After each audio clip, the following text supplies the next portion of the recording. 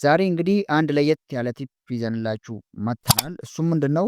አንድን እቃ ስሙን የማታውቁት ነገር ግን አሊኤክስፕረስ ላይ ማዘዝ የፈለጋችሁት እቃ ቲክቶክ ላይም ይሁን ዩቲዩብ ላይም የትም ቦታ ያያችሁትን እቃ እንዴት በጣም በቀላሉ አሊኤክስፕረስ ላይ ማግኘት እንደምትችሉ አሳያችኋለሁ። በዚህ ቪዲዮ መጨረሻ ፔጃችንን ላይክ እና ሰብስክራይብ ማድረግ እንዳትረሱ።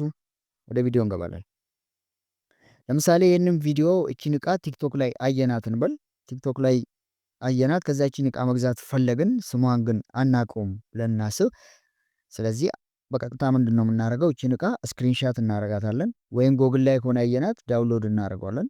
ዩቲዩብ ላይም ከሆነ እዛው ስክሪንሻት እናደርገዋለን። ከዛ በቀጥታ ወዴት እንሄዳለን? ወደ አሊ ኤክስፕረስ አፕሊኬሽናችን እንሄዳለን ማለት ነው። አፓችን ውስጥ ከገባን በኋላ ቀጥታ ምንድን ነው የምናደርገው? ከላይ ሄደን እችን ፎቶ ምልክቷን እነካታለን ማለት ነው። ፎቶ ምልክቷን ስነካ ፎቶውን ላንሳውና ከአልበም ውስጥ ልውሰድ የሚል ሁለት አይነት ኦፕሽን ይመጣልናል። ቴክ ፍሮም አልበም እንለዋለን።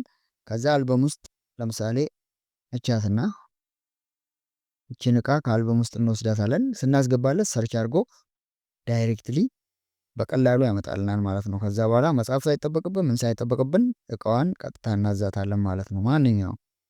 ማንኛውም እቃ ብትፈልጉ በዚህ መልኩ ማዘዝ ትችላላችሁ ማለት ነው። አሊኤክስፕረስ ላይ ያን ያክል ሳትጨናነቁ ስሙን መጻፍ ሳይጠበቅባችሁ ምን ማድረግ ሳይጠበቅባችሁ የፎቶ ምልክቷን በመጠቀም ብቻ ማንኛውንም እቃ ከአሊኤክስፕረስ ላይ ኦርደር ማድረግ ትችላላችሁ።